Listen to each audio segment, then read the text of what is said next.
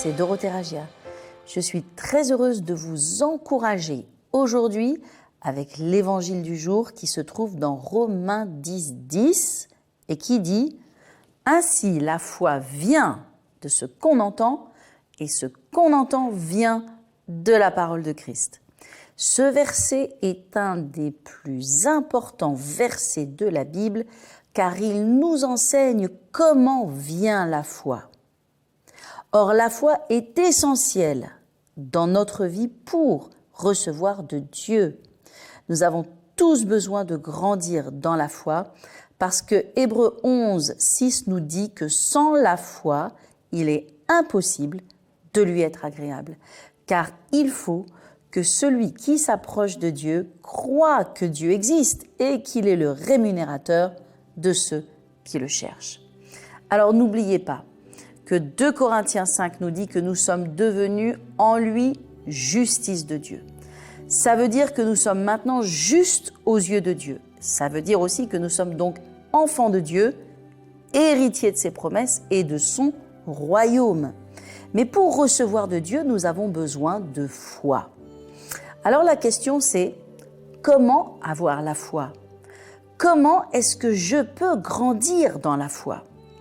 La Bible est claire, la foi vient en entendant. Mais pas n'importe quoi, en entendant la parole de foi. Paul nous dit en Romains 10, 8, c'est la parole de foi que nous prêchons. Alors veille à ce que tu entends. Fais attention à tes oreilles. Tes oreilles sont littéralement des portes d'entrée pour bâtir ta foi ou pour détruire ta foi. Et la seule parole que nous avons besoin de mettre dans nos oreilles, c'est la parole de foi.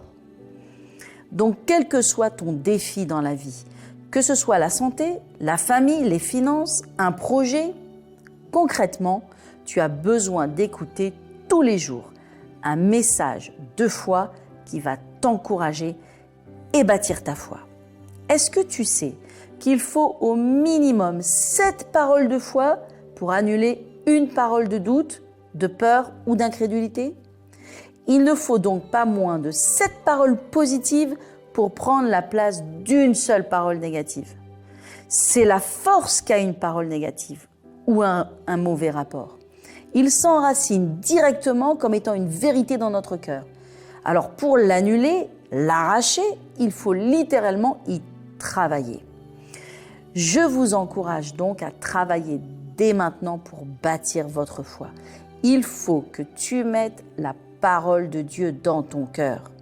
C'est pourquoi Romains 10 nous dit « La parole de Dieu est près de toi, dans ton cœur, dans ta bouche ». Une fois que la parole de Dieu elle est dans ton cœur, tu vas avoir après les yeux de la foi et tu vas pouvoir voir que tu as déjà ce que pourtant tu n'as pas encore. Ça s'appelle la foi. Tu l'as dans la foi et Dieu va le manifester dans le naturel. C'est ce qui a fait la différence entre Josué et Caleb et les 10 autres espions. La Bible nous dit que les espions, ils ont déplu à Dieu parce qu'ils ont amené un mauvais rapport.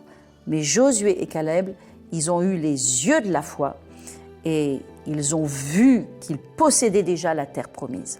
Donc la foi, c'est premièrement entendre. La foi, c'est deuxièmement voir à l'intérieur de soi. Et la foi, c'est troisièmement parler ce que l'on croit. Et là, on va pouvoir voir Dieu agir. Bon, j'espère que cette parole t'a encouragé.